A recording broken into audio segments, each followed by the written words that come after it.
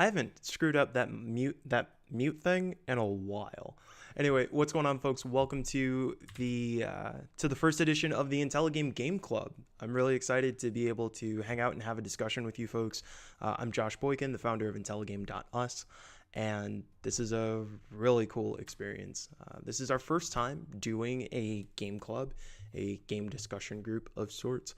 And I think that we're going to have some really awesome discussion about To the Moon, which is a narrative adventure that was created a few years ago in RPG Maker.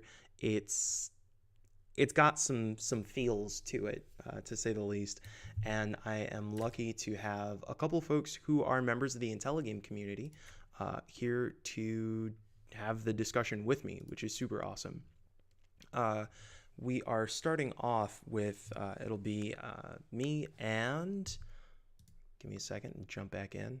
Hey, Unseen, you there? I am here. Awesome. Welcome to the chat. This is IntelliGame moderator Unseen Academical, and I'm really glad to have you be part of the discussion for a number of reasons.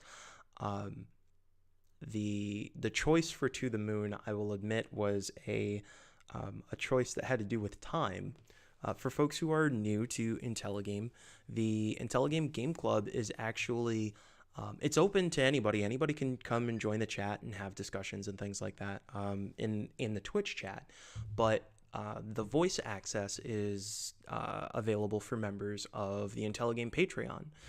Folks who are in at the $5 level or more can take part in these sort of live discussions where we're able to sit out and talk some of the ideas that we have. So, um, when the game club was launched, it was mid September, and I wanted to make sure that there was enough time to take on the game before we would end up having our discussion on it. So I chose To the Moon because I knew that it was a fairly popular game.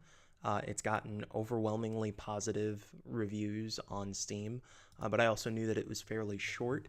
Most of the Steam reviews clocked in around 4 hours, 4 hours. So I was like, well, that's probably something that somebody can clear in a good weekend or something like that. And but I'm excited to be able to have a pretty critical discussion with somebody who I know is a very deep and analytical thinker. So thank you for joining me, Academical. Glad to. And yeah, I have kind of a serious personal stake in this game as well. So Yeah, this is a good one to lead off on. yeah. Do you do you want to start by telling folks a bit about yourself or about your sort of attachment to IntelliGame or how you feel about the game? Yeah, I can start talking about all kinds of things. So the welcome everybody. I'm Unseen Academical. I mod the IntelliGame stream. I'm going to be writing for IntelliGame soon, which is awesome. Glad to have that Congratulations. opportunity.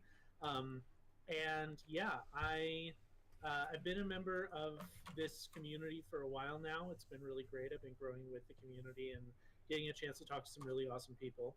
And so when the whole Patreon and game club and growing the community stuff came up, I decided I really wanted to participate. And then To the Moon came along as the choice, which I had already played through Act 1 and some of Act 2 prior before a puzzle bugged out and kept me from finishing it. Ugh. So this was also the kick that I needed to actually finish the game. And I have some personal ties to it, which I'm sure we'll get into in a bit. But yeah, this is a game that I think a lot of people would classify as very close to being a walking simulator. Hmm. It doesn't have a lot of strong gameplay mechanics per se, but the story it's exploring, I felt was really deeply thought out in a lot of ways, and yeah, I'm glad that it exists, and I think it did what it set out to do pretty well. Very cool. Um, I the format that I wanted to take today is a sort of open discussion format. There are a few topics that I wanted to make sure that we hit that I think are kind of dominant points, but otherwise, it's really just an opportunity for us to chat and to have sort of a deep dive into some of the concepts that are entertained into the moon.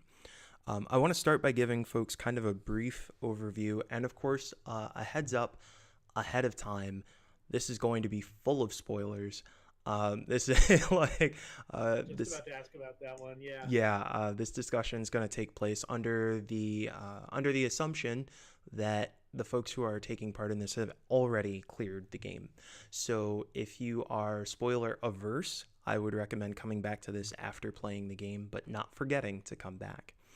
Um, I would also actually recommend that even if you haven't played the game, that maybe listening to this, though there will be a couple reveals that are not as shocking.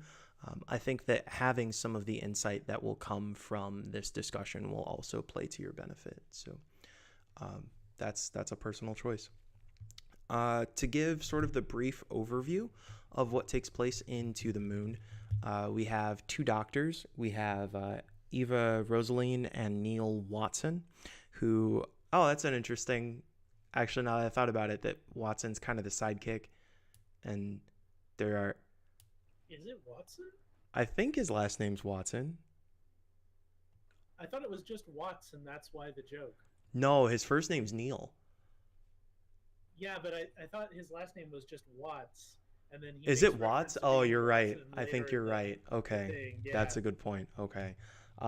Yeah, so it's Neil Watts because then they make the Sherlock hat reference. Anyway, so Eva Rosaline and Neil Watts are both doctors who have a very special job. When folks are nearing the end of their lives, these doctors come through and essentially help you fulfill your dreams by changing your memories so that you feel like you did whatever it was that you did. In this particular instance, they are tasked to go to a man named Johnny who has his dream is to go to the moon, but he doesn't know why. And so their task is complicated. The doctor's task is more complicated because in order for them to successfully plant the memories to make it seem as if he's done whatever it is they've needed to do, they have to be able to go back and essentially sequentially create a base memory that then is extrapolated on to the point that that person believes that they've done whatever it is. It, in a lot of respects, feels very Inception-y. In the ways that it deals with memories in sort of the same layered way that the Inception deals with dreams. So a lot of what takes place over the course of the plot has to do with these ideas of what do we do at end of life? Where do we find our meaning? What are the things that give us fulfillment? And particularly how we interact with each other in relationships to find fulfillment. So I would like to start off by having a little bit of a discussion about sort of this base idea of manipulation of memories. The entire plot can only take place because they have the ability to basically make somebody believe something that never actually happened. And sort of like, what are some of the implications societally of having this business that revolves around implanting fake memories into people's heads? Well, I find it interesting that early in the thing, when it's mentioned that the patient's name is Johnny, the immediate reaction by Watts is to say, "Look, if this is a kid we're talking about, that's not our job." Mm-hmm. There seems to be some kind of, even though they wouldn't be permitted to do this on anyone who wasn't terminally ill, there still seems to be this resistance to the idea that it's something that you do to anyone who isn't reaching the end of their life at a very old age. Right. And that's referenced a couple of other times in there. So I'm wondering, societally speaking, whether the restriction on the minimum age is similar to some of the restrictions around assisted suicide, Mm-hmm. in that you have to meet this certain set of criteria, you have to get this certain set of assessments, all of that. And clearly, headquarters has data on these people based on the applications that they filled out, because later on that becomes a major plot point. Yeah, I do. I think that there are a lot of. I think there are a lot of parallels that the game strikes between this sort of memory implanting and assisted suicide. It would be.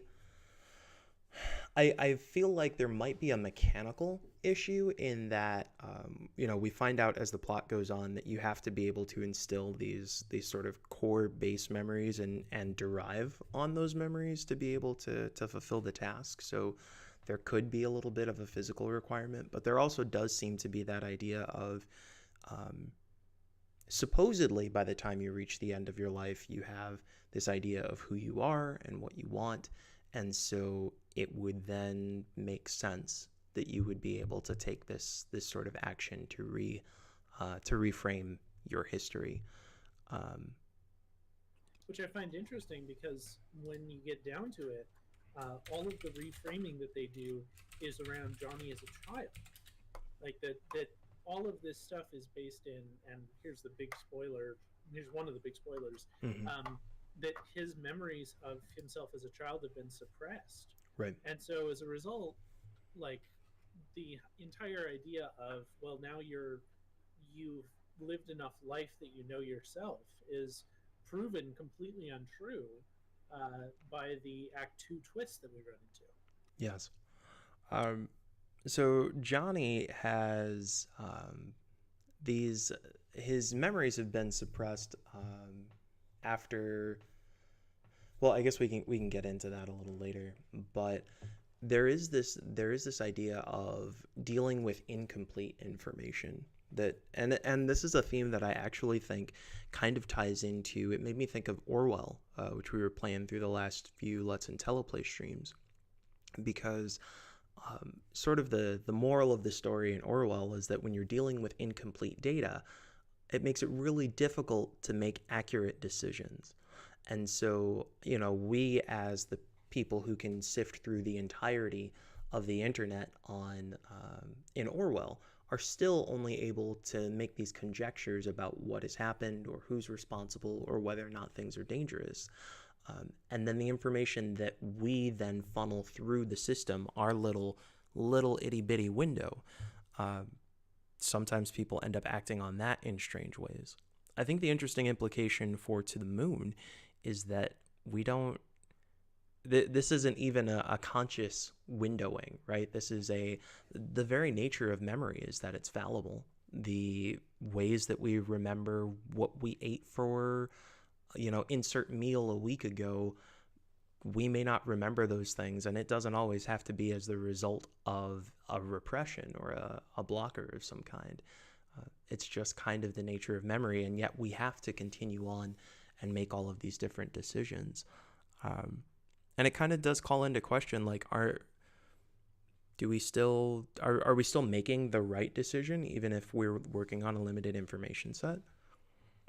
Well, I think it's also interesting, touching on the limited information point, that throughout the entirety of the game, River, so River is the primary romantic interest of Johnny, and River is never explicitly said what her condition is. Right. That the entire time it's referenced as her condition, the syndrome. I've never met a woman who had it, and as a result, we the player are left to do our own investigation to find out what that means, Right. which involves a couple of hooks that they planted in the dialogue specifically to allow people to go and do their own research once they've left the sphere of the game. Sure. I would actually, if you are comfortable, I would love for you to go a little bit deeper into sort of your thoughts on the ways that they dealt with this syndrome and sort of neuroatypical. Um, With yeah, pleasure. yeah, That's part of the reason I have such a strong bond to this game. I have. It's very interesting. I have a very positive bond to how it's portrayed in Act One, and I have a very negative bond to some of the implications in Act Three. So it's kind of a weird dualism to how I see it being expressed here. So for those sure, of you who aren't aware, um, it's made pretty clear throughout the course of the narrative that River is on the autism spectrum. In fact, is likely quite far along the autism spectrum in her particular ways. It's pointed out that she has another friend who is also on the spectrum, who's also a woman, and notably, like portrayals of women with autism spectrum are very rare. I think it was a very solid choice for the developers to like explore that and explore what's going on there, even if they might not have done it as subtly as I would have liked. Sure. But oh, and I suppose for the sake of completeness, everyone should be aware that I am also on the autism spectrum. So I'm speaking to this from some very direct personal experience. Sure. In my case. So during the whole of Act 1, we see Johnny attempting to come to grips with what River thinks, how River goes about how she's thinking, what she's doing, what she's feeling. How can he interpret what's going on in her reality? And during that, he has a number of times where he talks to River. Notably, he tries the very standard social interaction thing of not asking direct questions, but just trying to say things or say, I'm noticing something, with the implied meaning being, hey, I would like to talk about this subject, or hey, I'm worried about you for these reasons, but not actually doing so. And it's that first time when you see him not asking direct questions that you really get the strongest sense of what the running theme is between him and River, that her being on the autism spectrum is not an obstacle unless the people who are communicating with her don't understand what she needs. Sure. And I think it's very important to note that in one of his later memories, which you run into earlier in the game, she's choosing to end her life for the sake of having this lighthouse be preserved. And at the time, it's classified as this immensely strange decision. Like, it's classified as, why would you do something like that? A lot of very standard questions about like choices about end of life. And then afterward, as we start getting more and more into how she is neuroatypical, we start seeing the characters open up more to this idea that maybe it is meaningful. Maybe her reality is valid in itself without having to match up to other people's. It's a very interesting journey to see. And throughout Act 1, I was struck by how they didn't write the things that she felt very strongly about as though they were wrong. They didn't write her as someone who was unsympathetic or who was crazy. They wrote the reactions of other people being that she was unsympathetic or crazy, as a way to kind of show that even if the standard social reaction is one way, that doesn't have to be the way the narrative is framed. Sure. Which I found really powerful. And then in the end, at the end of Act 1, you start discovering that the reason why Johnny is so dedicated to some dream is because River died, and he feels like this sense of loss that he didn't really understand what was going on with her, right? Right. And initially, when I played through it, I thought that was the meaning of the title, that To the Moon, because many people, myself included, have described being on the autism spectrum as involving feeling at this great distance from other people that doesn't seem to be bridgeable, because many of the tools that we use to bridge that gap are the neurotypical way of being able to look at someone and tell what they're feeling, to being able to empathize, to being able to read into context. So I initially thought that that's what the whole title was about, that she felt like she was on the moon and he wanted to go to the moon to meet her there. But it turns out that it was actually a different story that they were going into. I guess I should cover also for completeness that neurotypical is a word with some very loaded meanings depending on who's hearing it and what context it's in. That's why when it comes up in the narrative, Isabel, who is the more, how to put it, she's the person on the autism spectrum who's learned how to perform normalcy. And she has Right. a big section in there where she talks about how she envies River for her ability not to have to perform normalcy. Um, and I can say, as someone who really fits into Isabel's position, that ability to be forced into performing normalcy constantly is really exhausting. It's really like something that you wish you could drop Right. um, on a pretty frequent basis. But Isabel, later in one of the memories, refers to Johnny as, when he starts objecting to River's choice to end her life to preserve the lighthouse. Um, you know, he's objecting to it. He's saying he's going to lie to her in order to like permit her not to end her life. Mm-hmm. And Isabel makes the point of, you're being arrogant, you're making decisions. I hate it when you neurotypicals think you work better. Right. And it's interesting that neurotypical has been, in some circles, it's been adopted as kind of a slur. In some circles, it's been adopted as like actually a weird form of compliment. It depends a lot on the context in which it's being used. And Interesting. Johnny receives it very badly. Johnny says, "I hate it when you call me that," in the same way that anyone would when given something that is directly an insult. Right. And there is a very strange, ambiguous relationship between um, people on the spectrum and people who are often trying to communicate with them or trying to like interpret them in order to match with the logic of the wider world. Mm-hmm. There's often a very ambiguous relationship there. The I often liken it to people who are neurotypical, and even that word is loaded for reasons I'll get into in a moment. But kind of have superpowers. They're all psychic. They're all they have the ability to just look at someone and to see things and know things and like have this concept of what someone's going through. And you can drop them in the middle of some situation where they have no explicitly defined context, and within a few minutes they'll have worked it all out somehow. And that's a very strange power to see, and it's a very strange power that we don't take a lot in our narratives to be an actual superpower.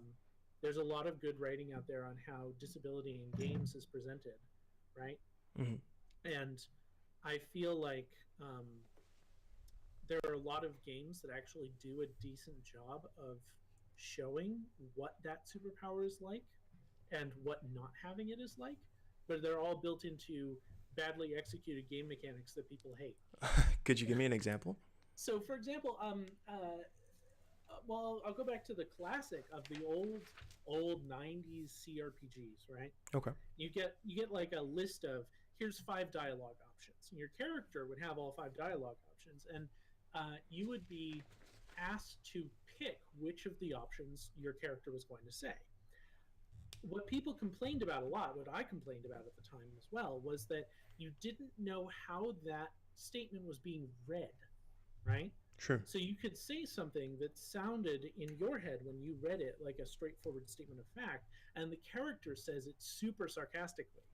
And suddenly you've gone from trying to console someone to ridiculing their pain by this massive change in tone, because you couldn't understand what the character was thinking when you were choosing what option they would use to interact, right? Yeah. And people got really upset about that. It led to the Mass Effect dialogue wheel, where things were presented as, here's the attitude you're going to take. Mm. And then the dialogue choice is actually completely different, which in some ways exacerbated that problem of people feeling like, I don't have control over how I'm communicating in this space. And I would say that that's the primary thing that a lot of people on the spectrum notice in social situations is, I do not understand the context.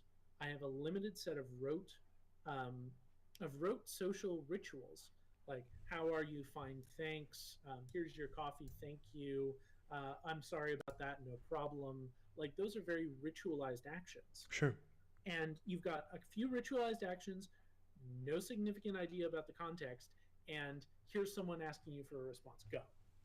And the fact that you don't have control over how you're received in the space mirrors the ways that people feel when they're using insufficiently complex dialogue systems.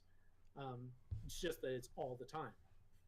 And it's a headache and a half. And as Isabel was taught, bringing it back to the Moon, Isabel says if it's caught early enough, there's tools you can learn, techniques you can use, and that's true.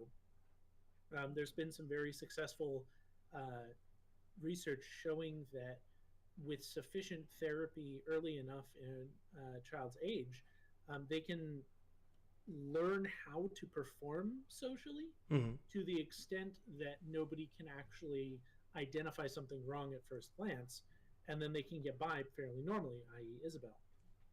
River was clearly not taught that and didn't learn it, and as a result, is stuck with being disconnected from all this other stuff. Um, Sorry, go ahead. No, I've been talking no. for like I, 10 straight minutes. I mean, like, the reason that you've been talking for 10 straight minutes is because you should be talking for 10 straight minutes. Like, I mean, not only do you have a perspective that I really value in this discussion, but I think you also bring up a number of things that I hadn't even thought of. I've gone through, like, when I was playing Mass Effect, and there would be times where I would choose something. I was like, well, that's not what I wanted to say at all. But I think as someone who is, I guess for lack of a better term, relatively neurotypical, um, there are just a lot of things in that processing that I would not have picked up. It's kind of like when we first were talking about LA Noire on stream and the different ways that you're like, I couldn't play it because there are all these cues about, what happens in facial expressions that I don't pick up. And to me, I was just like, well, they seem so blatant, so whatever. Um, and so Exactly. I think Yeah. when you described it as a superpower, um, that actually really hit me. Like I'm glad you didn't ask me a question at that point because I couldn't have responded. Um, No be, worries. I did remember what I was going to say about neurotypicality being a loaded term.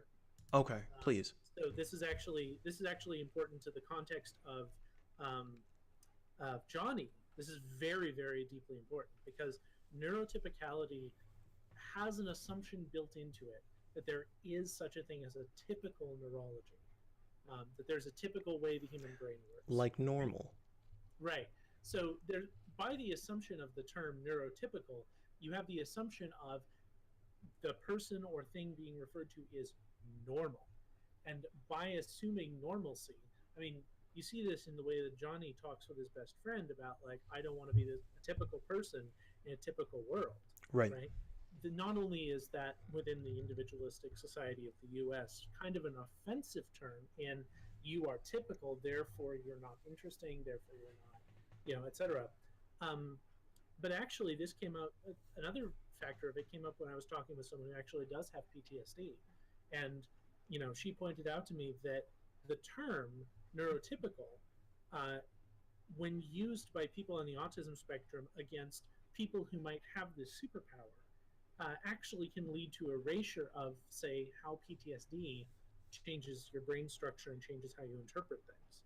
Um, it was a very interesting moment because it pointed out that in choosing to have a statement of people on the spectrum and people not as much on the spectrum or not on the spectrum, right? And attempting to draw that line, Sure.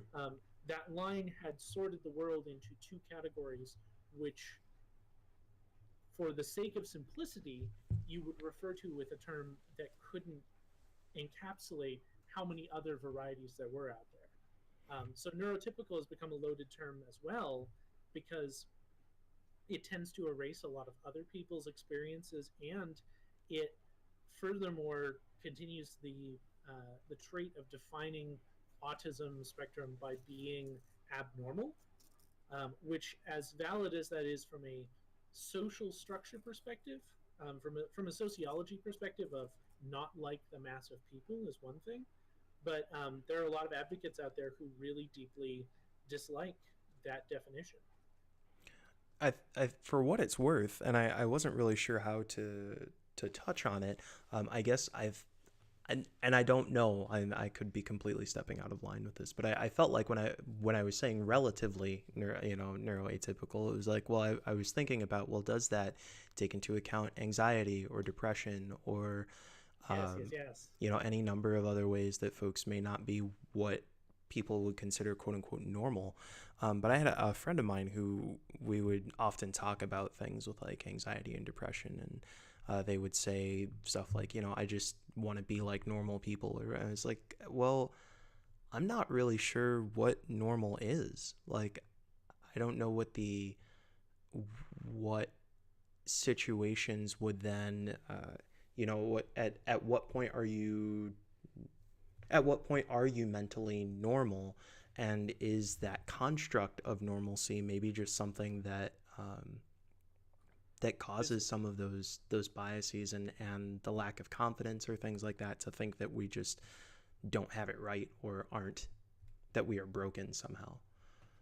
there's a really great series of statements in some of the sociology works that I've covered on my channel about um, how to put it, about how the performance of the self changes the internal perception of the self.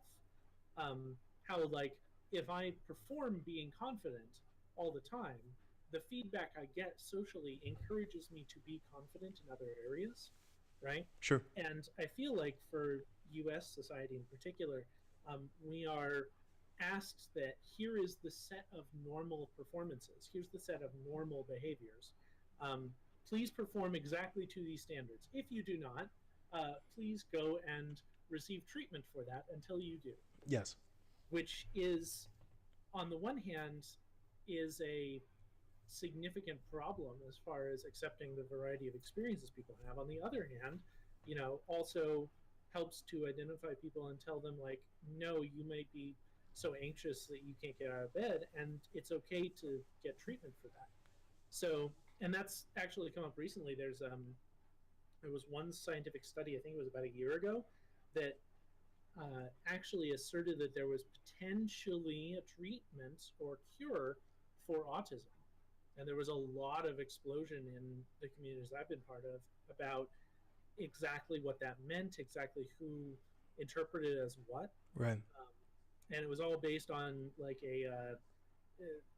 changing areas of the brain to be able to accept what seems to be a signal processing disorder. Um, and yeah, with, there's a number of things. with a sort of electrode elect, Sort electrical of magnets, therapy. Yeah. magnets, of I, course. yeah, with magnets. It's interesting that you bring that up. I actually just read an article today that was talking about, it seemed to be some sort of like neurostimulative therapy. I might have just made that word up, but some sort of therapy that people believed would be able um, to help people with autism be able to pick up some of those ideas, and that somebody who had that who had that therapy, it was like sort of a blessing and a curse, because they also were able to process information from before that they had missed out on. And so there was just all this like sort of um, these unresolved issues, or places where they like realized they weren't in on the joke, or things like that, where it just fundamentally changed the way that they were processing the world around them and the people that were around them. Yeah, it's kind of the whole like relive your high school memories thing, except like suddenly all at once your entire life. Yeah. Yeah.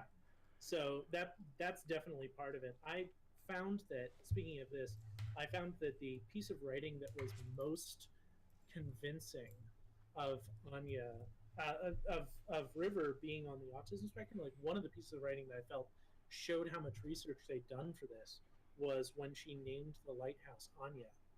Um, it's been suggested recently by some research and some people's experiences, mine included, that autism actually is an over empathy disorder. That some forms of it are based in getting so much information and being able to empathize so easily that all the signal gets washed out by the noise that's coming in. Mm-hmm. It's like trying to it's like every pixel on a screen being overloaded at once and trying to pick out shapes. Sure. And her naming the lighthouse Anya really resonated with me because the tendency to pick an inanimate object and then anthropomorphize it to such an extent that it is so deeply important, that's a recurring theme in several places. Oh. Yeah, no, it's. I highly recommend. By the way, anyone who, so far, the best test that I've encountered, and personally, and I make no claims to authority here, Mm-hmm. but the best test I've encountered for identifying how closely you identify with the autism spectrum is a wonderful book called "All Cats Have Asperger's Syndrome," and it's just a series of basically memes with pictures of cats and little bits of text talking about what they're experiencing in every picture. And every person on the spectrum I know who has read it has been reduced to tears. And every person who isn't enough on the spectrum to be able to understand it just looks at it and goes, I don't get it. So wow. It's a really interesting experience that there's some stuff, even though, as Isabel points out, everybody's experience of being on the autism spectrum is different. There are some consistencies we seem to be able to identify Mm-hmm. that are so powerful as to transcend a lot of the barriers of upbringing, a lot of the barriers of different levels of income, different levels of social acceptance, different levels of performativity.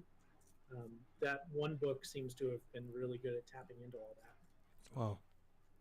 That's a lot of really awesome. Um, yeah. No. Again, I'm so glad you're here. Like, because I do think that there is a lot. There's a lot to process in the game that I feel like if I didn't have that background, I wouldn't have been able to pick up on some of the leanings, the nods that were taking place. And I'm glad to hear that it sounds like they took this topic on relatively responsibly. I think that there are a number of times, particularly when we're talking about, what is more commonly referred to as issues of diversity, which I don't think often enough handles issues of neurodiversity as well. But, there are any number of ways that folks will try to write about Black issues and write about them in ways that are inherently irresponsible or miss the subject. Or so it is refreshing or reaffirming to know that while going through this game, it seems like there are some positive portrayals or some pieces that make sense. Yeah, I think the primary responsibility, I'm sure that you're aware how there's the minimum level of acceptable responsibility, and then you can do better off of that, but there's a minimum threshold to meet for okay, now you're doing things responsibly enough that we can listen to you Mm-hmm. about this diversity issue. One of the most common portrayals of people on the spectrum is as robots, right? As being very robotic, as being very powerfully stilted in how they interact with people. And they did bring in enough of that in River to show that they were aware of that trope and they were aware of how it's been used. But they didn't make that the entirety of her experience, right? They went into near photographic memory. They went into memorizing facts. They went into the ways in which responding to direct questions with direct answers, including insufficient information when asked out on a date. Would you like to go to a movie? I don't know. Okay, I'll give you time to consider it. I don't have enough information to decide. Those are all. A lot of the robot-esque tropes are very heavily overused, and showing the depth of care, showing the kind of mythic thinking that she belonged to, showing the way she thought about loneliness and thought about her memories with Johnny and the ways that she built a relationship with him. All of that really did a lot to show that they were using it responsibly. And I think the inclusion of Isabel did as well, which is why I was so disappointed in one of the implied messages that I might have read into a little too much, but in Act 3. That was going to be my question, was where did it go wrong? Okay, so this is actually an issue I have, that I know I can kind of see the parallel they were trying to draw, because early in the game you get this review of Johnny as trying to make a decision for River by lying to her, right? Mm-hmm. And then what Isabel says is, that's arrogant, you don't have that right, she deserves the choice for herself. And then later on, when the twist has happened, when they found out that like all of this lack of memory is due to the traumatic events of Johnny's past, one of the doctors argues, now that we know the context of all of these memories, we now know what he actually wants, which is not to go to the moon, literally. Mm-hmm. What he wants is to be able to connect with River at that deep emotional level that he seems to be missing. And the other doctor's argument against that is not, you're wrong, is not, we can't trust that, or we don't have that right, but, oh no, we'll get in legal trouble. And I feel like Watt's response to that of, I don't care, this is right, is such a valid response that the narrative never actually lets him grapple with it. That the most heavily gameplayified section of the game is there to inhibit you from having the characters actually having that discussion. Oh. So they say effectively that at the point at which one of these characters is raising the point of, like, maybe we know better the context that this request comes in, that we as the game writers did not feel like engaging in that debate, or didn't want to put that in the game, or couldn't think of a way to write that accurately. So here's some zombies instead. And that struck me very badly, because now it seems to be saying, because by unwillingness to have that debate, and by unwillingness for Rosalind to object on any moral or ethical grounds, but objecting purely on legalistic grounds, it seems to argue that Watts is right. And that undermines the message earlier on in the game that maybe Johnny is wrong for trying to lie to River and say that she can survive paying all the medical bills and they can finish the house. So there's a place, actually, there's a pivot that I want to make, but I want to make sure that we discuss this first. And it's a connected pivot, but it is still a pivot, and I think that this is worth paying attention to. I feel like there is this this difficulty that comes up in that particular scene. To kind of paint it for folks, near basically at the sort of climactic action, and we find out this information about how River has basically, when the doctors determine that they need to essentially shift his entire childhood so that he never meets River, or that he meets River but only on this first initial occasion, so that he instead has this motivation to go to the moon. There's this sense to me that they're putting together a binary that I think is inherently flawed, which I guess is actually just what you said. What concerns me about it most is the way that they utilize gameplay to then, I guess, it felt like I was actually distracted from having that thought process myself, because I didn't realize until you had said it that, like, after the whole, like, zombies show up, you're actually trying to navigate through this hallway where you have zombies coming at you, and, like, boulders are rolling down a hill. It's supposed to sort of accentuate the absurdity of what can take place in like a mental dream state. Again, this feels very Inception. Um, but it doesn't give me the time to process that information or debate either. And I can't tell if that was a conscious choice to try and distract me from it, or if it was sort of an abdication of the discussion. I know that they plan on having a second part, which apparently is supposed to release later this year. Uh, but I I do think that there is a danger in that lack of discussion. Yeah, well, I feel like the other um, so this actually touches on my other big problem with Act Three, Hmm. and it's one of those things where the more I think about it, the more of a big problem I realize it is. So um, that initial encounter with River up at the log, right, where they're watching the stars together and they make the bunny constellation. Um, that whole interaction, she's portrayed as being a bit strange, but really like just this wonderful person who like is just a little hard to interpret, right? And you see that Johnny learns more and more about what being on the autism spectrum is like as his time with River goes on.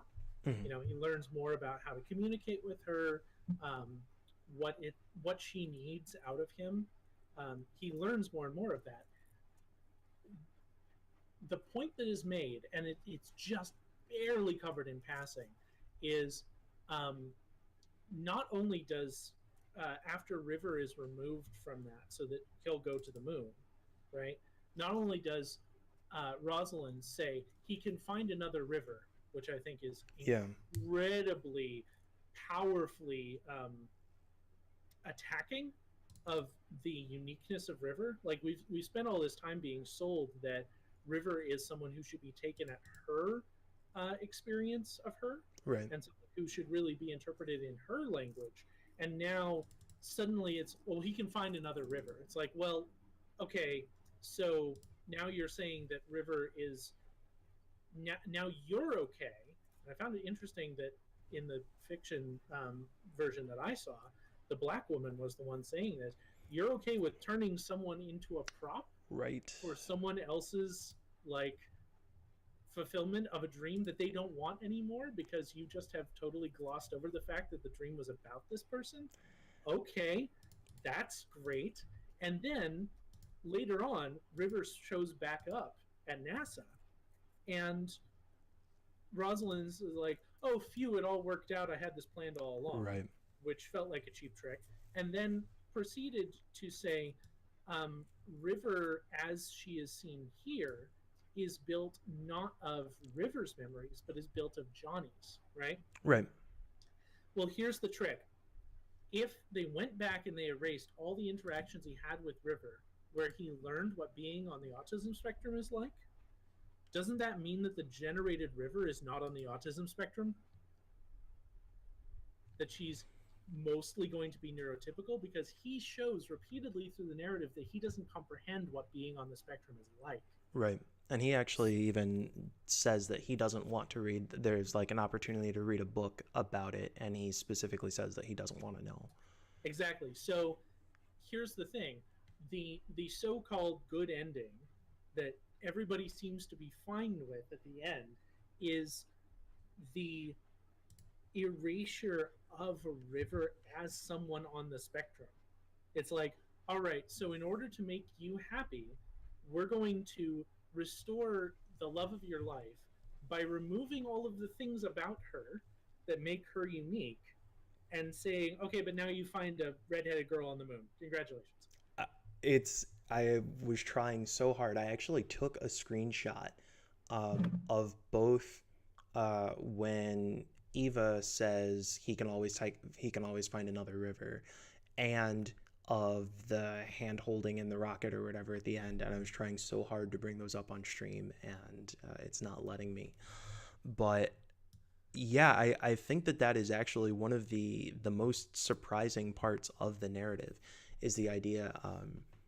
It just it reinforces the idea that this is not actually about River at all. Um, and in theory, right, the entire narrative is predicated on this idea that he may not have any idea whether or not River or any of these things, any of his other memories are maintained.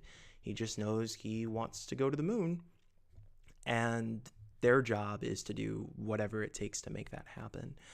So it's really pretty shitty that then you end up seeing this end narrative where, yeah, I cannot imagine how the concept of who River actually is, or to what extent Johnny could possibly process who River actually is maintained in this supposed um, happy ending. And I think that the other catch to this happy ending is that it is also anchored with the revival of his brother.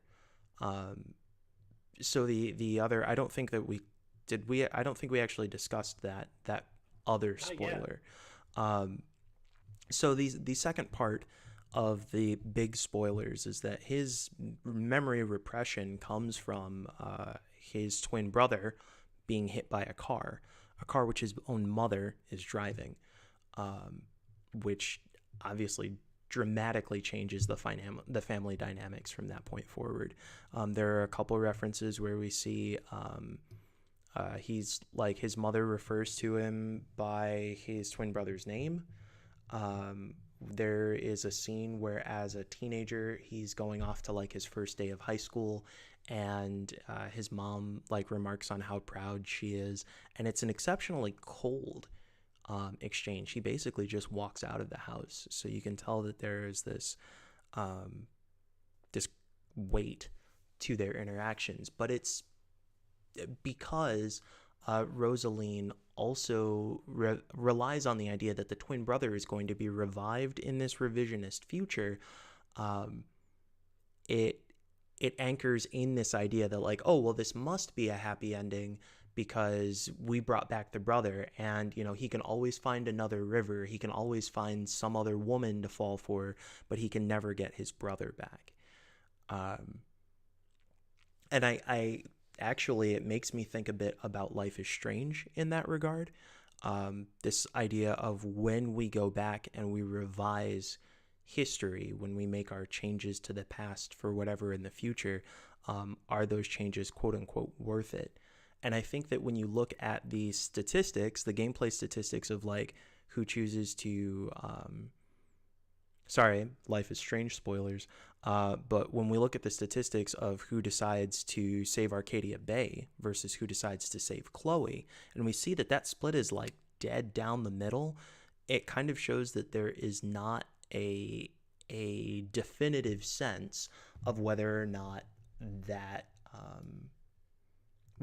revision of history would be acceptable to an individual, that individual would have to make that choice themselves. And the idea that the game makes the suggestion that the happy ending is to go through with that revision and to remove all of those things that have happened already is a pretty heavy assumption given that premise.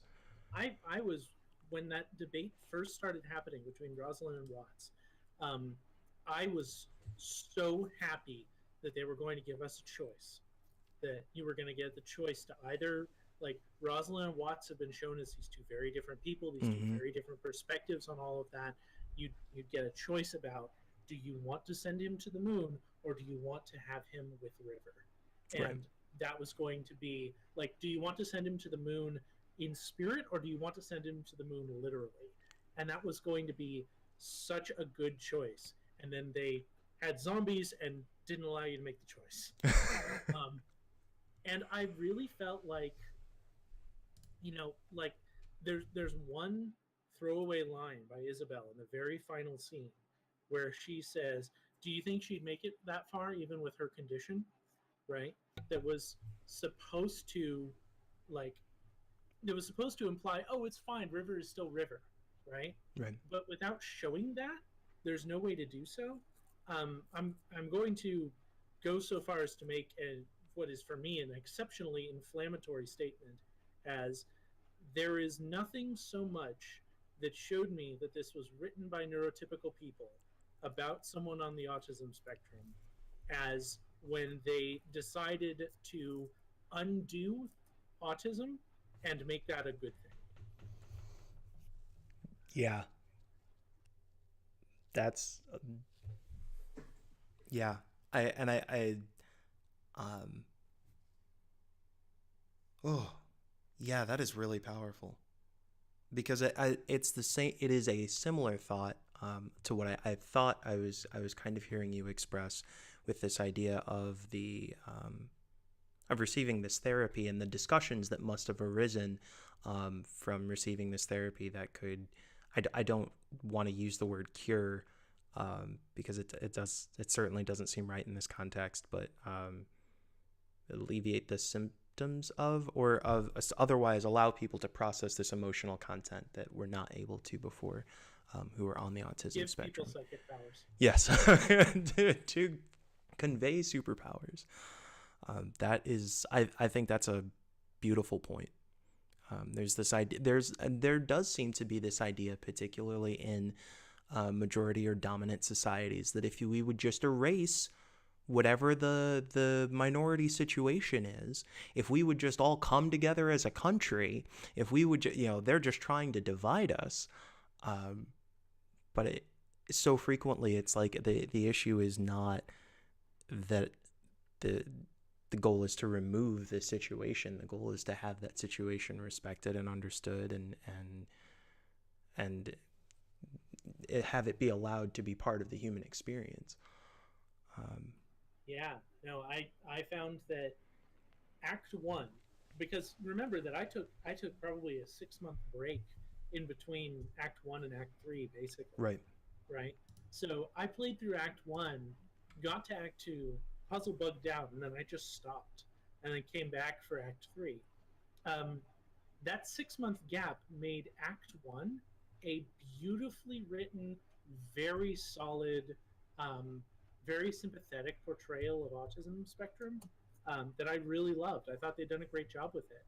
And then to have that all turned on its head in Act Three was a very unpleasant shock.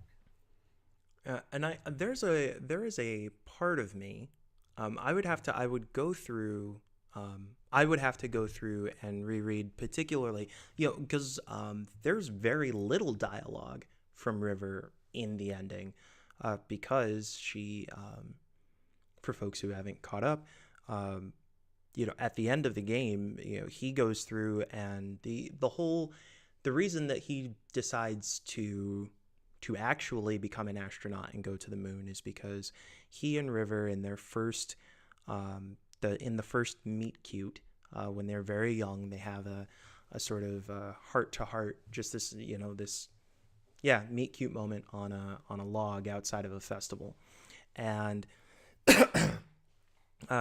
they talk about meeting there again next year.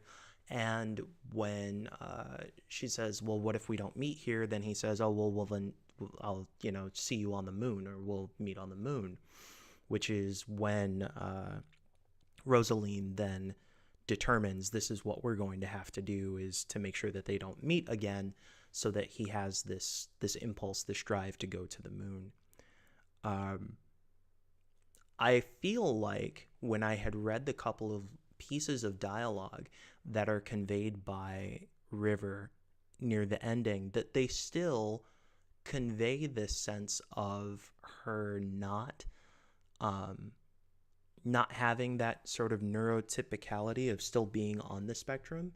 But I have to agree that I don't see that there's any way, I don't see how there could have been the nuance or the consistency or anything in their interaction, for that to have been part of the way that he remembers or processes River over the course of what would be decades of never talking to her again, never seeing her again, until she just happens to show up at NASA working the same mission that he is.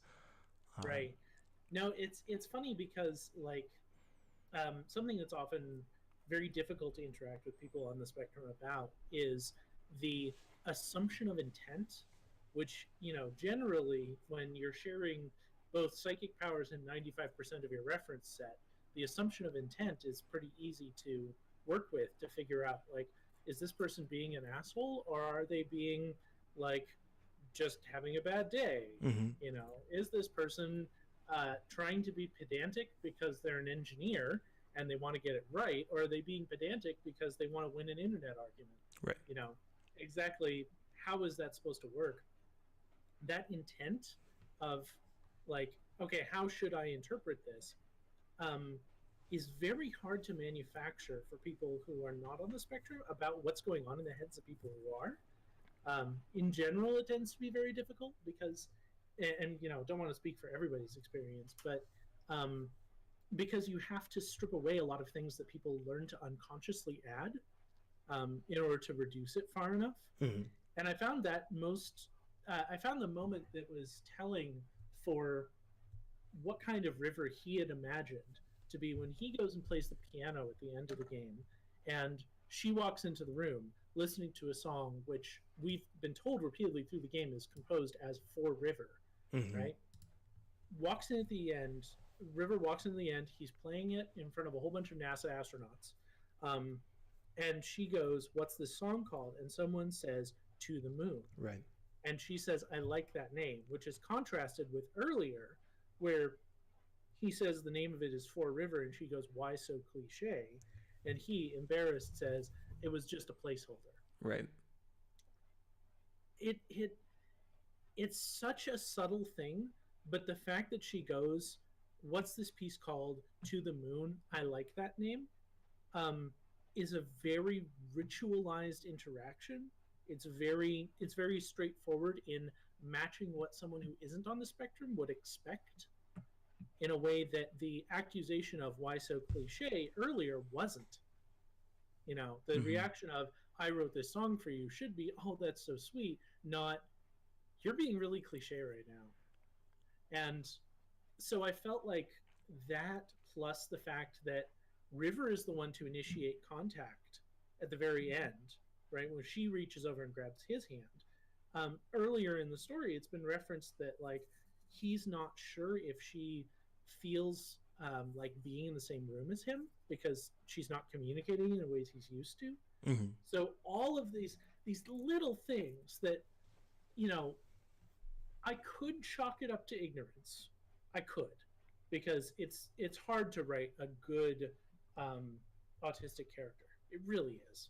But all of those put together, combined with the fact that Watts drops his objections as soon as River shows back up, like that he doesn't defend River and Johnny's life together as they were, but goes, "Oh, she's back now. Everything's fine." Everything's fine. Those really say to me that the writers considered this the good ending. And I feel like that's the strength of a lot of endings that I've seen that I've liked, is when the writers aren't even sure which is the good ending. And so for the writers to have a certain amount of authorial weight behind saying, "Okay, this is the good ending, and now everybody's happy and everything's fine, and look, they're holding hands, isn't that nice?" Failed to really grapple with a lot of the stuff that in Act 1 made me care so much. So it does feel and we're hitting an hour, so I want to give us a couple seconds for a break, or a couple minutes for a quick water break, aka I need a quick water break. But I do think that it is interesting, the idea that they have essentially erased the first act of the game by making that transition in Act 3. I didn't think about the ways that they, by giving us that, sort of over the top, subtly over the top happy ending, that they are essentially signaling to us, like, this is the situation that you should prefer. I went from feeling really conflicted even after bringing the brother back. I was still thinking, like, I don't know how I feel about this. Like, River, there wasn't anything wrong with River as she was. So to me, I still feel like this is somehow broken, but it does feel like the sort of almost dopamine, whatever driven of, oh, they get to go and hold hands and there's this beautiful music playing and all that, without any sort of self-analysis. There wasn't really a sense of these are the ways in which this ending might be flawed, with the exception of the, oh, we're gonna have part two, the teaser at the end of the first episode. Um, yeah, it Yeah. does very much feel that way. Yeah, I definitely had the feeling of being played by like a violin later on in there. Yeah. Um, I have more to say on that, but perhaps a quick water break is in Yes, order. let's I want to take a quick break. If anybody is floating around out there, I know there were a couple folks who said that they might be able to make it in late. If anybody who's floating around out there wants to join us for the second half of the discussion, now's a great time to go ahead and jump in the channel. I'm going to go ahead and play a couple minutes of, well, not actual hold music, but IntelliGame style hold music, and then we will be back with the second half of our discussion. And by the way, thank you so much for Academical for having that discussion and lending so many really informative layers to that, and being willing to tie in your personal experience to that. As That someone who means a is on lot. the spectrum and therefore has a very hard time with artifice and overstatement and hyperbole, I will say it is literally my pleasure. Fair enough. All right, we'll be back in just a second after the break.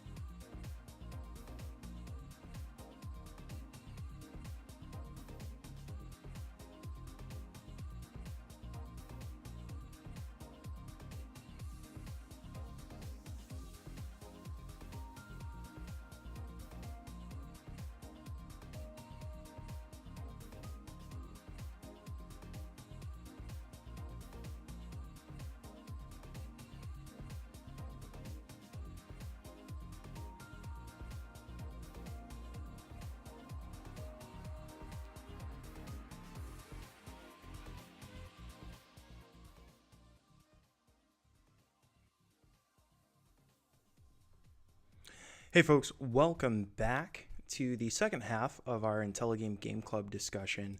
I am Josh Boykin, founder of IntelliGame.us. I am here with Unseen Academical, who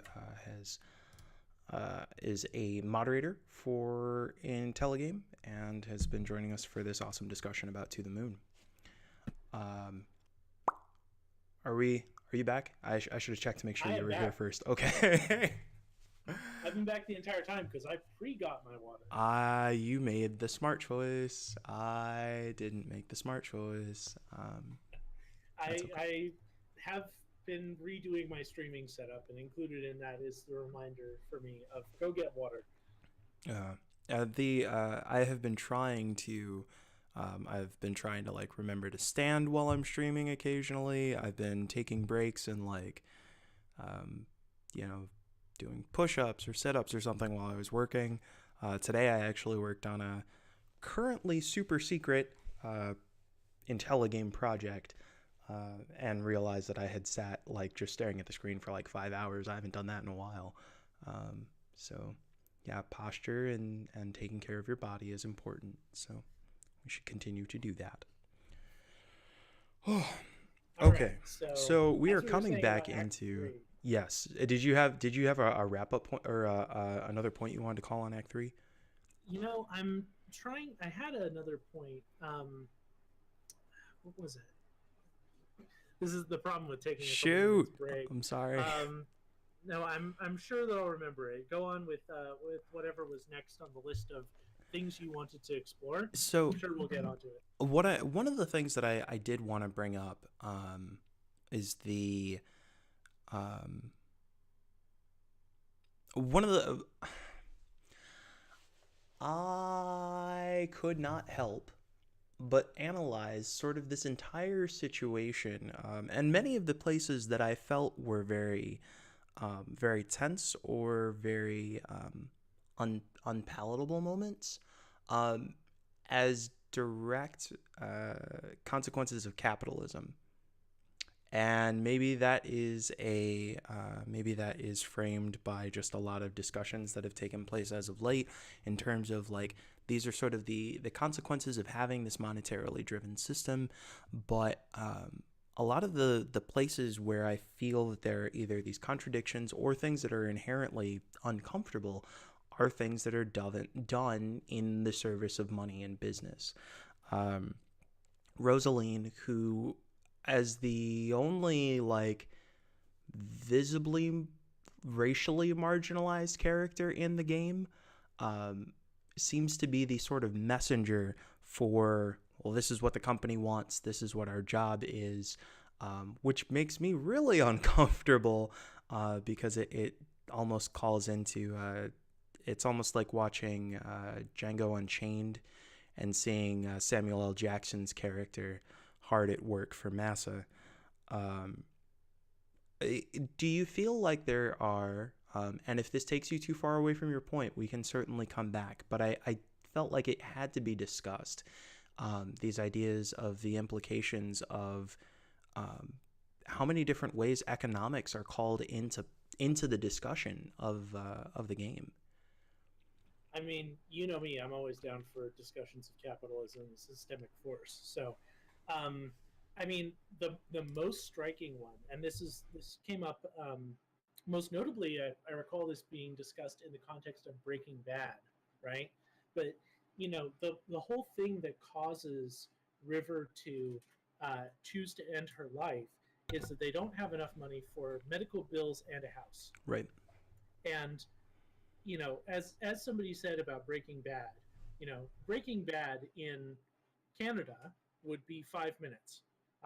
You have untreatable cancer, or you have near untreatable cancer. It will require very expensive treatments. We start tomorrow, Right. and that would be the end of the series because none of the prompt that drives the action that causes all of the subsequent stuff to happen just doesn't exist if you assume that medical bills are going to be paid for, right? Mm-hmm. And I've had to struggle with that, having moved to Canada, having this intense desire not to go to the doctor because what if it's expensive? What if they find something wrong? And then having to remind myself, no, that's what taxes are for.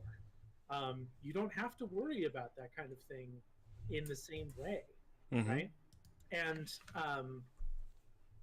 so I'm watching this and watching that the whole system of sorrow that is really started by here's a diagnosis, and Johnny's refusal to engage with the diagnosis, right? Right. Up to her dying, River dying, because she's refusing treatment because she cares more about the house than the lighthouse, Right. um, is all framed within this idea that engaging with someone's medical needs is a burden, that engaging with somebody's needs as a person is something you can't do if you also want to have other goals in life. Right. And that theme also shows up again with Rosalind. You know, as you said, like having the message of this is what the company wants us to do, in some sense, forces her into saying, uh, you know, and she says, I got into this business to help people, but this is what the company wants us to do.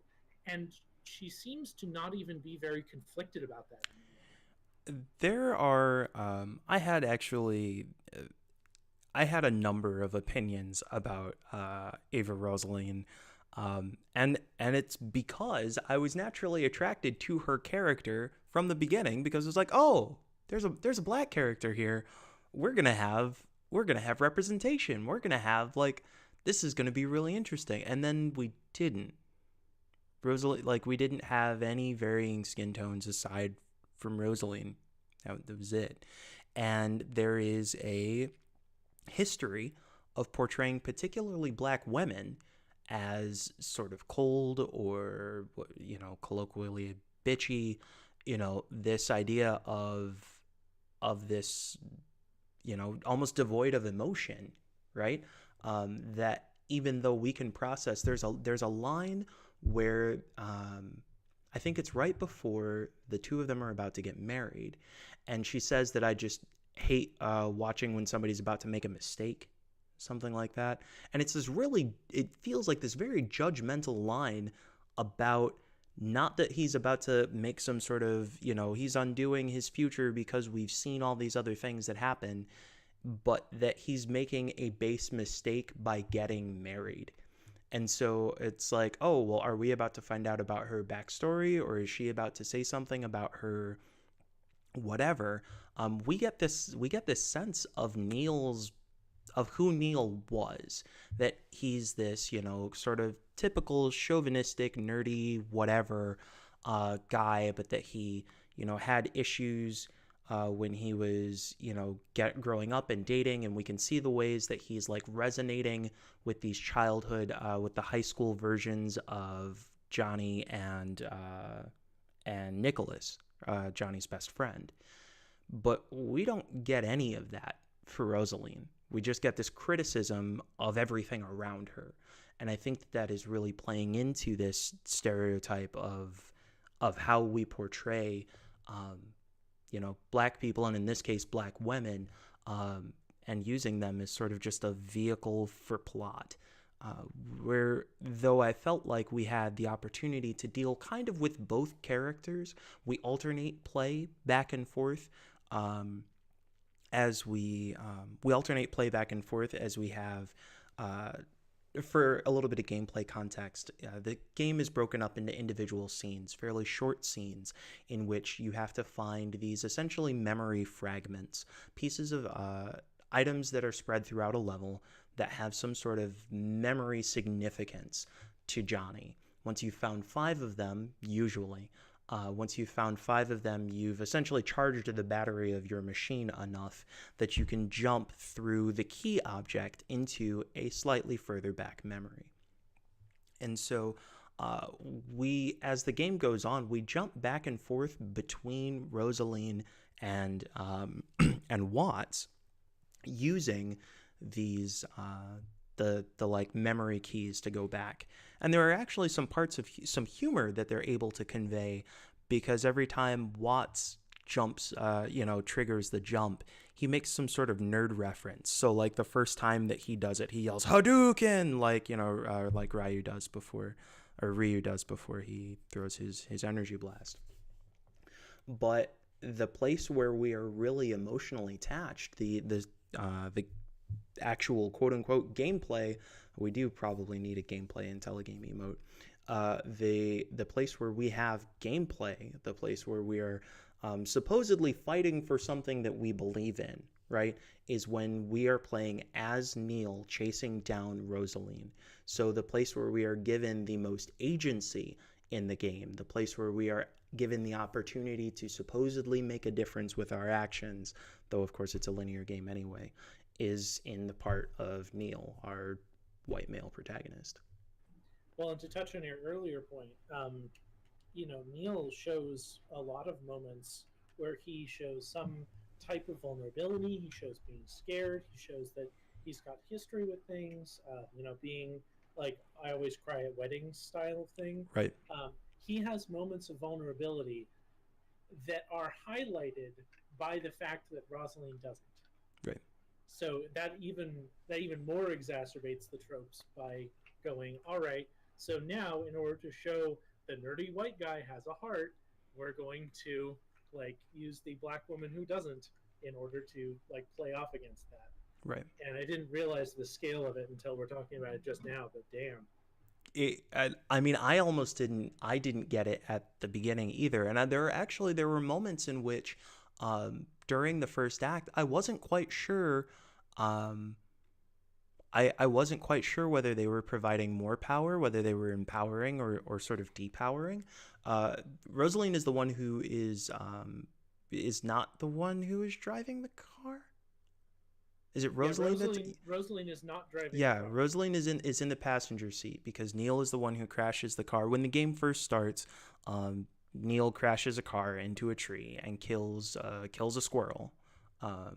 Is trying to avoid a squirrel and apparently swerves into a tree. And so I was like, oh, well, they're having her ride passenger. She seems, she is noted in the game as the senior technician. So it seems like, oh, perhaps we're going to provide her some agency. Perhaps she will be somewhat the main character. They give us the option at the beginning of the game to explore the house either as Neil or as Rosaline. And I keep calling her Rosaline instead of Eva, and that's not reasonable either. So you're given the option to explore either as Neil or as Eva. And so there seems to be this idea that there's going to be some sort of parallelism, or that your choices are actually going to matter. Interestingly, now that I'm saying this as well, the game, for what it's worth, I think really uses video game tropes in a way that like is kind of innovative and pretty funny, right? The game is created in RPG Maker, so and for folks who aren't familiar, RPG Maker it's been around for, has it been decades now? Oh, yes. Probably, yeah. I remember trying to make drafts of games in high school with that. Mm-hmm. There was a version of RPG Maker for the PS. I think maybe it started on the PS1. I would not be terribly surprised. I think so. So RPG Maker is a really fundamental kind of sprite-based game creation engine that would make games akin to what you would see on a Super Nintendo era Final Fantasy. And so given that the game is made with RPG Maker, one of the first scenes that you interact with these two children who are the children of the current housekeeper, of Johnny's housekeeper, because Johnny is infirmed. And as you're walking through the forest up to the lighthouse for the first time as Rosaline, as Eva, you encounter this squirrel. Now, you're supposed to be pretending to be superheroes or something like that. So Rosaline's like, I'm going to handle this, what does he call it? Squirrel-gon, right? Like a Gorgon or something like that. And it actually starts up what looks like a typical role-playing game turn-based battle system. And so you choose Rosaline, and then you choose the attack that you're going to do, and she belts out, whatever attack. And the kids say, what are you doing? Like, I'm going to tell my mom that you're an animal abuser. This is absurd, right? And so on one hand, it's a really great tack that the game is using to not only kind of criticize some of the tropes and expectations that players may have walking into the game by giving them a turn-based role-playing game or turn-based role-playing situation that the engine is actually made for, and then criticizing them for using it in this situation that is supposed to be essentially a degree removed from reality. So we get some really interesting criticism there, but we also are getting Eva as the character who is willing to bend to whatever the wish of the system that she is put into is. And Notably, if you play as Watts, um, Watts winds up doing effectively the same thing uh, with his thing, and the kids also react badly to him. oh, good. Okay. So yeah, if you play as Watts, Watts gets like the option tornado punch. Mm-hmm. You select it, and then the kids are like, "I'm gonna tell my mom you're an animal abuser," and like, so yeah, there's like there are moments that I would definitely identify as just the writers not perhaps thinking through all the implications of what they're doing. So Yeah, and I do think that there is. Oh, did I lose you? I'm still here. No. Okay, good. I saw a connection thing. Yeah, and I do think that that is really important. That there are places where it is obviously making more of an attempt to criticize or to play on genre tropes. So perhaps in that, I would say that if in that scene you have an equal situation while playing as Watts, that I would say that that is not quite as strong. But I do feel like that incident reinforces it if you spend more time playing as Eva. Um, Yeah, I makes sense. and I think that there it again, if there were any sense that you were playing as a character that was not like are there any not um are there any essentially who are the other not assumedly white characters in this game, because it makes it feel particularly intentional if you're like, not only is she a woman but she's also a black woman, and we have a relatively small cast of characters in the game.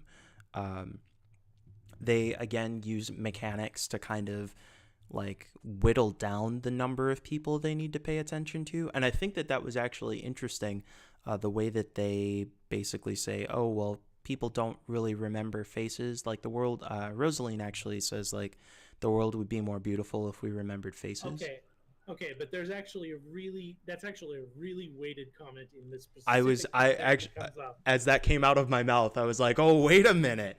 um Oh man, yeah, no, that please. that is a hugely weighted. Okay, so one thing that people often have trouble with if you're on the autism spectrum is being able to identify people via face. Face blindness.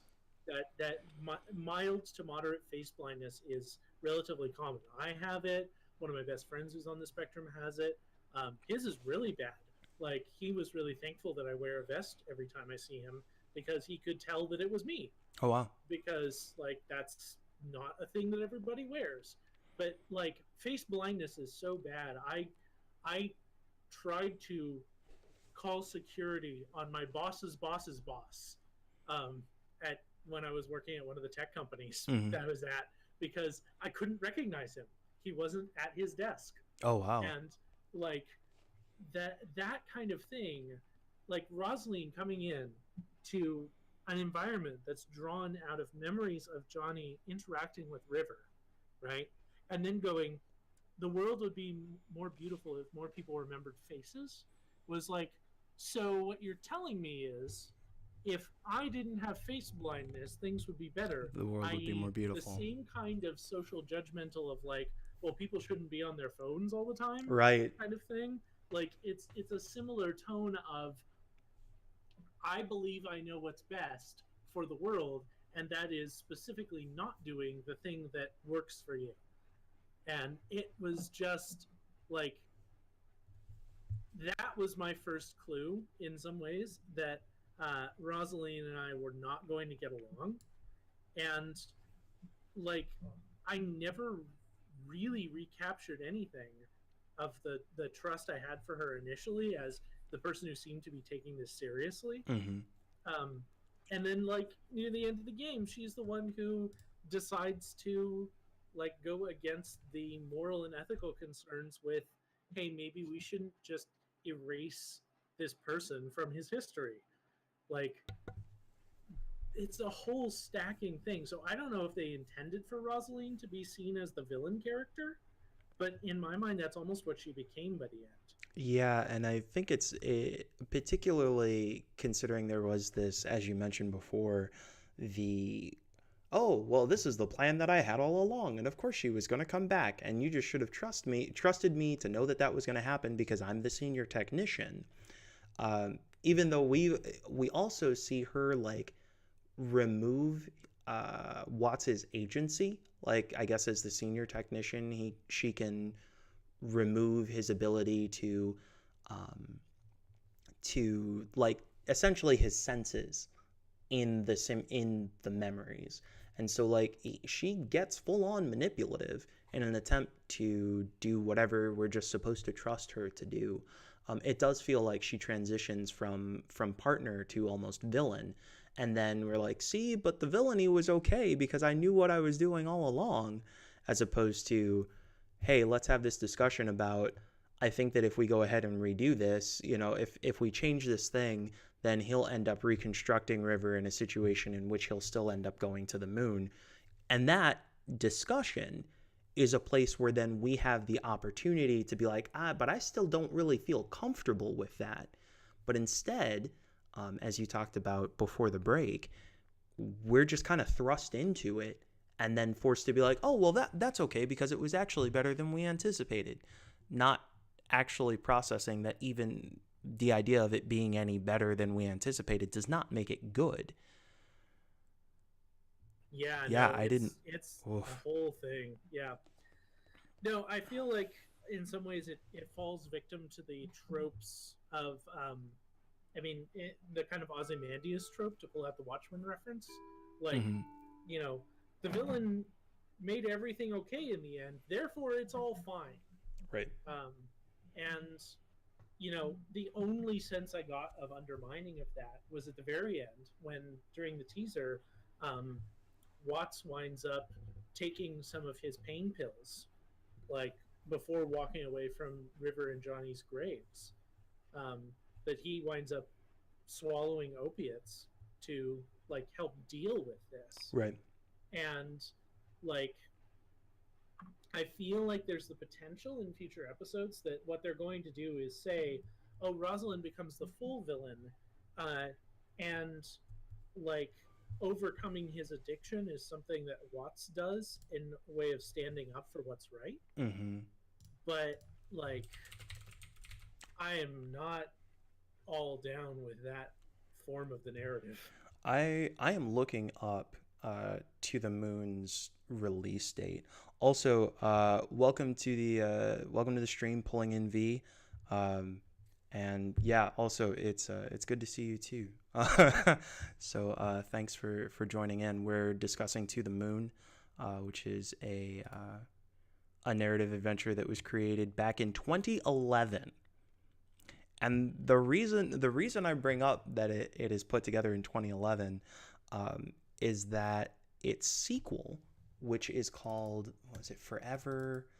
Um, I just looked this up yesterday. It's called Finding Paradise, and apparently it was supposed to come out this summer, but has been delayed to somewhere around November is supposedly the projected release date. Um, but that means that there have been 6 years of not only space to deal with this story, but also social discussion that has hopefully evolved over the course of those 6 years. So, what are the odds that we're going to see some of these tropes or some of these ideas dealt with in a sequel? There's a Well, I part think of. it's interesting. Oh, no, please go. So I think it's interesting to note, if I recall my research into this company, that Finding Paradise is itself not just a sequel um, to the Moon, but it's also a sequel to their other game that came out in the middle of that time period. Mhm. So, and that game was you wandering around, I think, as a boy, um, like interacting with the shadows of people. I don't recall the details, but the Let's see. Quintessence, there are a couple of games that they did. Um, there were a couple holiday episodes that were tacked on to the end of To the Apparently, Moon. those add on to like about an hour's worth of extra content, Okay. talking about the workplace that they work at, Okay. that the doctors work at. One of them was described as lighthearted, which does not That give seems me a lot of faith that these topics are being dealt with complexly. right. Do you so there is this part of me that wants to hope. Though I feel like every time I have wanted to hope about something being done, I have been disappointed as of late. There's a part of me that wants to hope that perhaps the reason for a somewhat lengthy delay was because somebody looked and said, oh, actually what we're doing here is not super okay, and maybe we need to tear down and build back up. 6 years is a long time to wait for an RPG Maker sequel. But there is a non-zero chance, in my estimation, that the patient who is at the center of finding paradise turns out to also have some relationship or to themselves be struggling with some kind of neuroatypicality, depression, anxiety, something like that. And that somebody read that and looked at it and went, please tell me you guys are not making we fix people's brains so they're normal and therefore better the series. Right. And I would say that is a very strong reason for delaying the game and rewriting things, because that seems to be the direction in which they could have been leaning, given the way that To the Moon ended. Right. I hope that the delay is mostly because of other stuff. I do know that real life happens, but yeah, like most of the assets were already created for a lot of this stuff and could be reused quite easily. So sure. I want to, though, I mean, obviously we can, still, we've got another 20 minutes. If there are folks in the chat who have any questions or anything that they want to add into the conversation, I would go ahead and encourage you at this point to go ahead and toss those in. We've had a really, really cool discussion, and I appreciate all you folks for hanging around. I would like to, where is it? There is something that I did notice about the art that I want to take a second for. And it basically has to do with pixel art. There is a scene in Dragon Quest II where, and Dragon Quest II, by the way, is the only game that I can recall in a recent time where you actually get to like be in a party with your father. Like your father doesn't instantly die. And there's a scene where you are walking around as a child with your father. I think his name is Pancrats, and you go to this bridge, and you're like looking over the water, but you're a kid. You're like a tiny kid, and so Pancrats picks you up and I think puts you on his shoulders, or at least just picks you up so you can see over the edge of the bridge. And it's essentially a 2-pixel frame shift. Like you don't even see really the arms move. You just see like your character move in front of this character. And it conveyed this amount of like depth and feeling somehow, even though it was in pixel art. And I felt like there were spaces that in To the Moon, they were also able to use what is essentially a very rudimentary art form to have some really important delivery of information. There's a scene where I can't remember specifically what it is that he says, but River is visibly fatigued by the statement, and you essentially see her eyelids start to close ever so slightly, but it's 2 pixels changing color. And yet it completely felt like it shifted the tone of that scene. How do you feel like the music, the art, some of the non-tangential experiences, I guess, though the whole game is digital, it's all non-tangential. Anyway, How do you feel like those played into the reception or the understanding of the game? Well, I think that they were doing a lot of signaling, particularly towards the end, about here's how you should feel about this thing, right? And they did that a lot in the early game as well, with the discovery of all the paper rabbits, the way that you were encouraged to think of things as creepy, the way that you were encouraged to be kind of scared of, and oh, now that I'm thinking about it, the way that you were encouraged to be scared of River not seeing the world the way other people do. Mm-hmm. Oh. And then, like, I could see them using that to set some very strong tones. Um, I actually found that they did a much better job, in my opinion, because some of their stuff seemed a little ham-handed. But I found that there was a moment in there when there was a conversation between River and Johnny where uh, there was a long pause. Like there was an exceptionally long pause in there where nobody was saying anything, but everybody was kind of looking back and forth. Mm-hmm. And it really reminded me of the famous like one shot in Neon Genesis Evangelion, the elevator shot. Sure. In that it conveyed so much tone because no one was saying anything. By the very like as a medium that relies entirely on textual communication because there's no voiceover, Mm-hmm. like for there to be no text all of a sudden was itself kind of jarring. Sure. So yeah, that was a whole thing. Miss Julia Alice in the chat Yes. comments that the rabbits thing was absolutely creepy. Yes, it was very heavily designed to be creepy. I once reaching the point of their initial meeting and understanding what the rabbits symbolized, it made more sense. But I wish they'd given more time to re-examining that. The characters state bluntly a lot of the things that the player should be working out Mm-hmm. throughout the game. Like, wait a minute, the lighthouse is named Anya. Um, I wish they had done something like that with the rabbits. I feel like they left the rabbits being creepy without really exploring that they were River's desperate attempt to say, "Do you remember when we were children?" Right.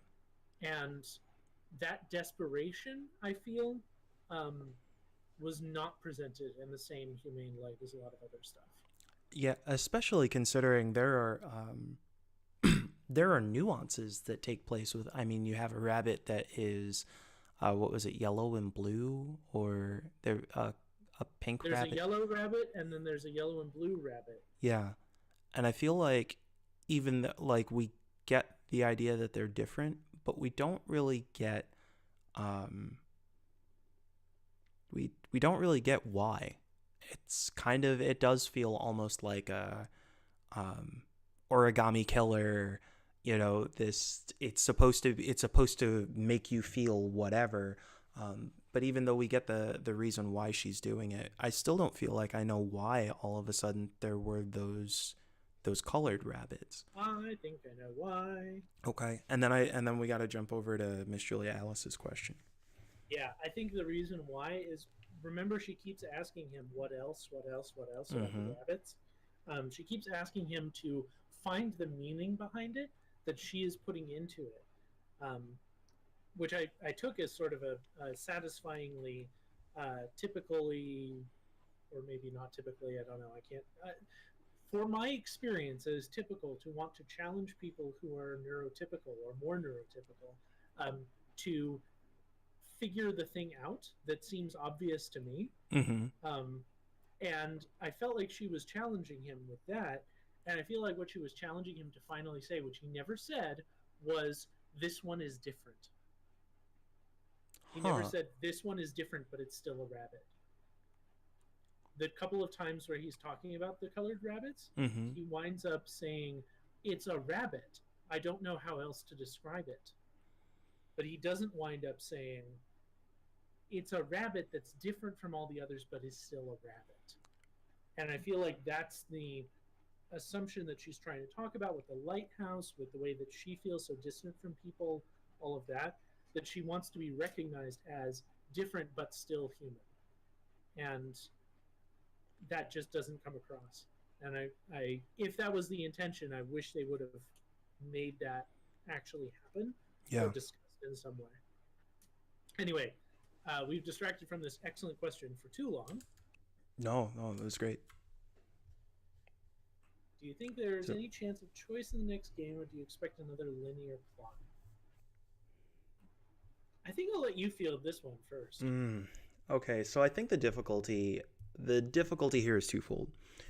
One is that we notice that there are 6 years of difference between 2011 and 2017, and I think that um, though there is more tolerance for linear stories in that visual novels are a larger thing. Um, we also have more walking simulators, like walking simulators as a genre.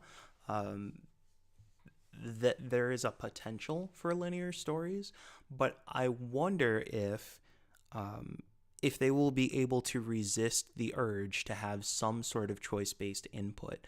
Um, One of the things that is interesting about To the Moon being in 2011 is that they seem to they seem to consciously buck a trend of player having input on game, because they give you these choices at the beginning between like, oh, are you gonna tell the kids that they can have the candy cane or not, and giving you this idea that there's going to be a branching narrative, um, but there really isn't. um, I wonder if you can still handle this subject matter essentially without a branching narrative. To me, it feels like the level of weight that authorial intent comes with on a story of this magnitude would relieve pressure on the developers to have multiple endings. And perhaps it would actually also be um, a more socially responsible decision to have multiple endings and to leave some of these fates as to what is preferable or what is positive in the hands of the player, as opposed to conveying from on high. But will they actually do that? I don't know. What do you Right. think? I was thinking for 2011. You brought up walking simulators, which I think is an excellent point. Back in 2011, I'm thinking about this in terms of it was 3 years after Bioshock. Mm-hmm. Bioshock had been out for a couple of years. Um, we'd seen the release of Fallout 3. We were just about to see the release of New Vegas. Um, in terms of how people were thinking about RPGs, there was this sudden drive, partially driven by Bioshock, partially by Fallout, to re examine old styles of doing things. Right. And what I was thinking of in 2011 was, wait a minute, an RPG Maker game? Are you sure that you want to make something in RPG Maker? It seemed to be so consciously a callback that it had to exist in a time where people were examining old games. Right. And so now I'm thinking to myself about the things I've seen in this game relative to the environment in 2011. Um, I have a sense that the developers are, and this may be my own bias talking, but I have a sense that the developers are very attached to the idea of being seen to be doing something unusual, like that broadcasting, not just we're doing a game, because their game that came out a couple of years ago, like in between these two, Mm-hmm.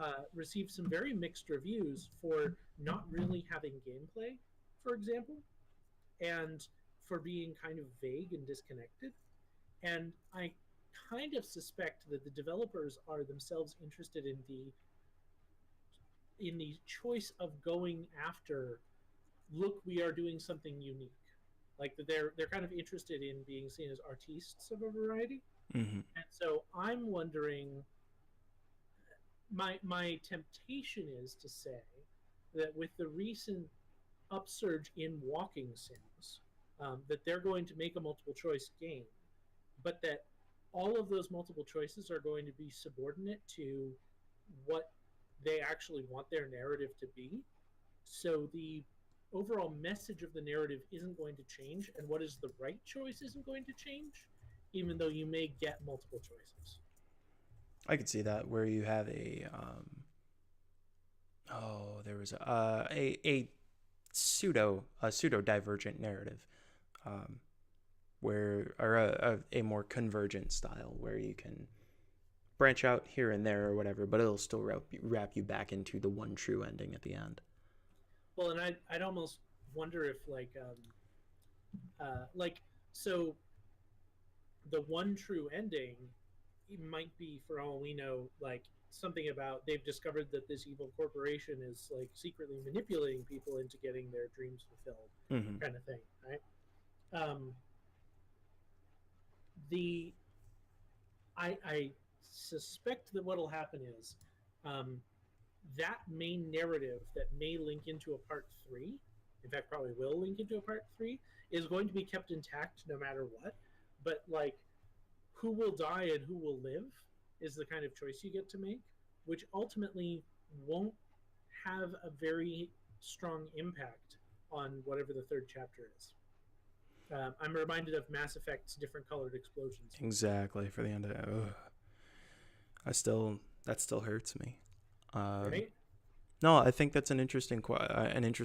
I honestly, I imagined that part two would be the end.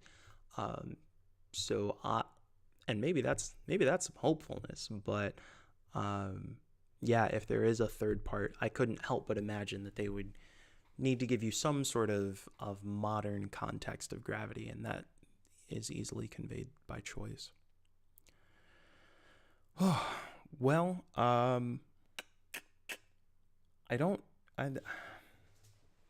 we've only got a few minutes left.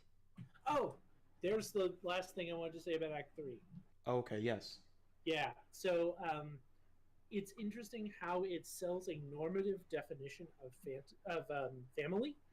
Like it sells this idea of family as blood relation kind of thing, and notably you see the relationship between Johnny and his best friend um, still continuing, but now it's him, his best friend, and his brother running around instead of him and his best friend. Mm-hmm. And they seem to be running around as kind of a trio doing their own thing. Right. But what I found interesting was the way it continued to sell you the idea that we can judge for Johnny what kinds of family matter more to him. Like, we never got any particular sense in the writing that his brother actually mattered very much to him.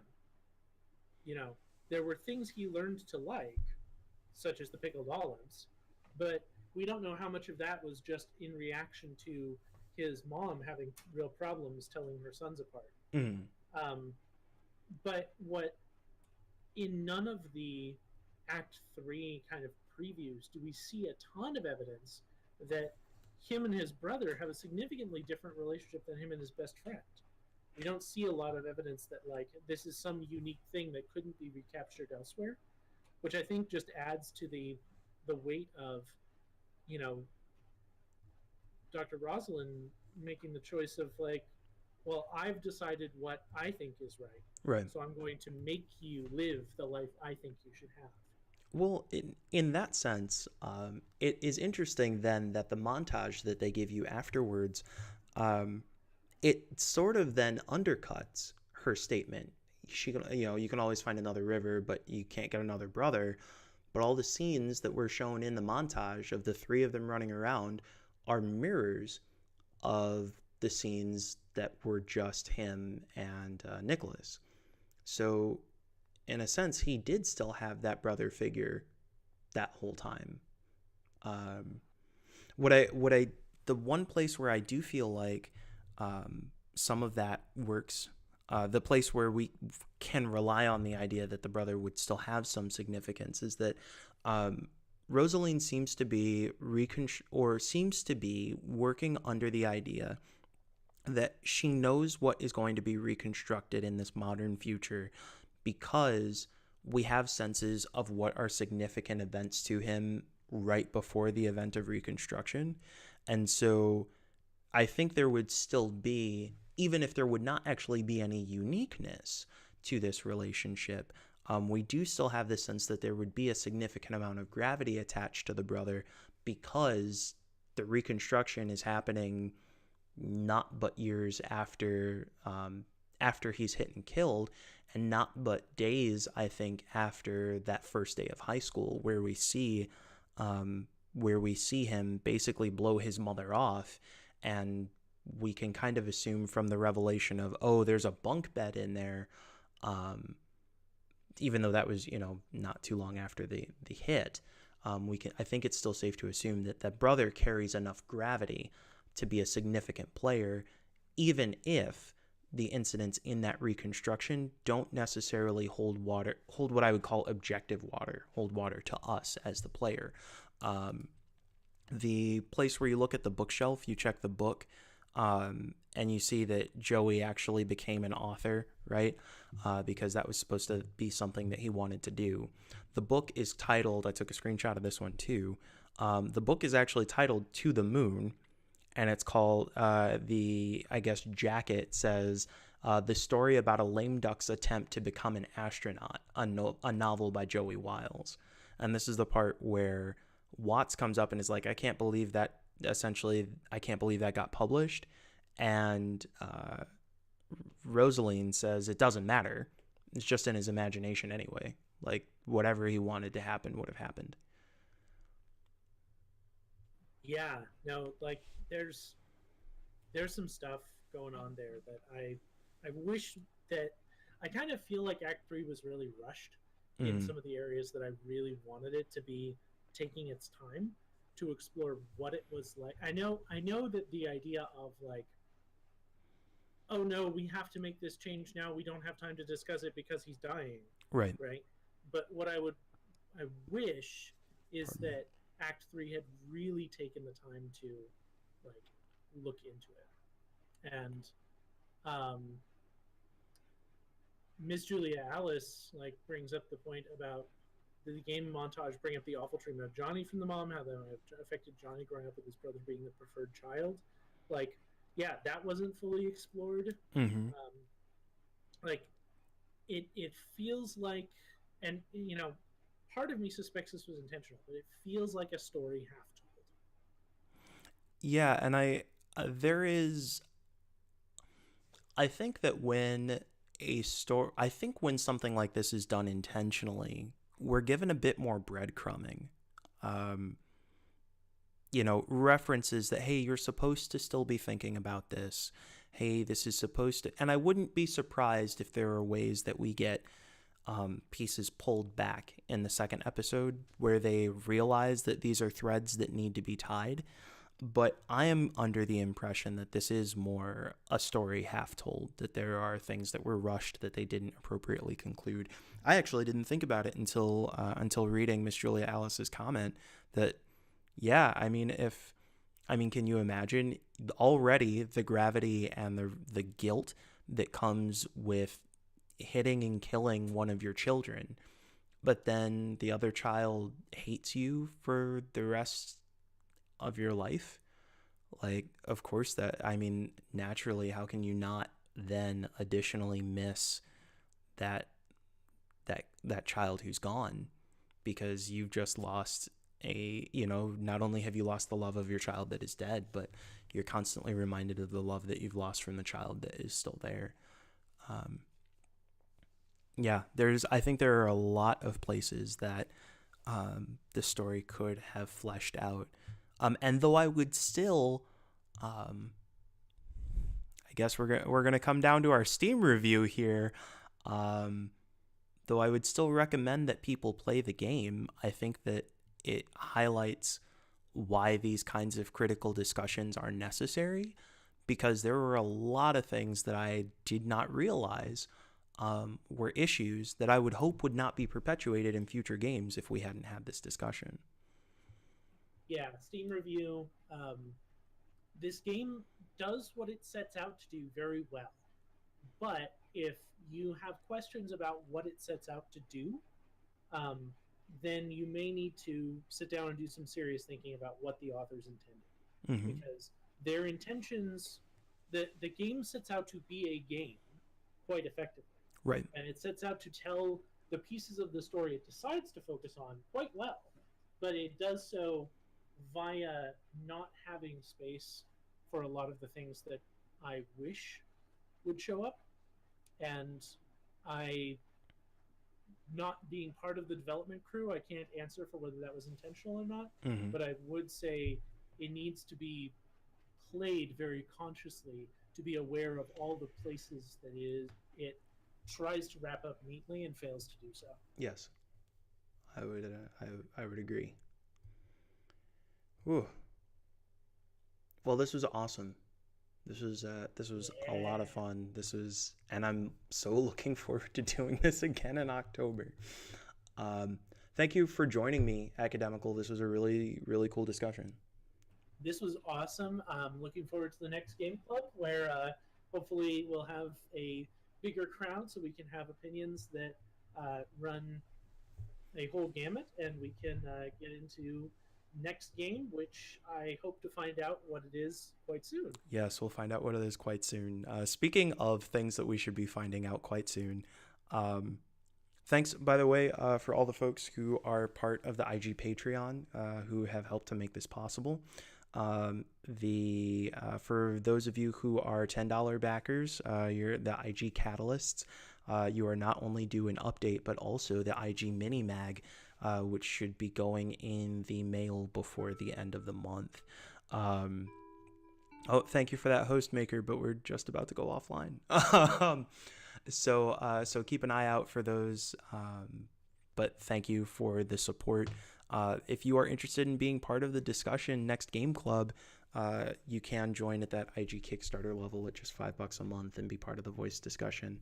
I'm looking at some restructuring of some of those levels to figure out kind of what's most beneficial for the group. So as we go through and do those, I will come back and let you know. But we'll be announcing the game for October in the first week of October.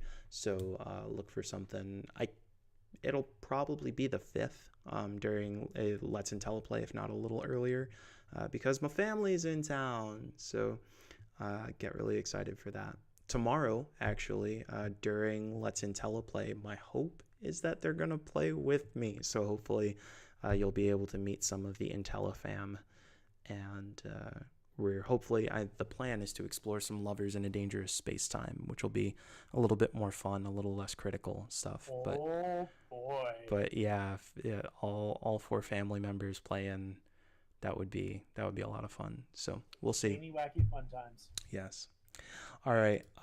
So yeah, thanks again for the awesome stream, folks. I'm looking forward to seeing you tomorrow for Let's Teleplay at 5 p.m. Pacific time. Academical again, thanks for joining, and everybody have an awesome night. Good night, everybody.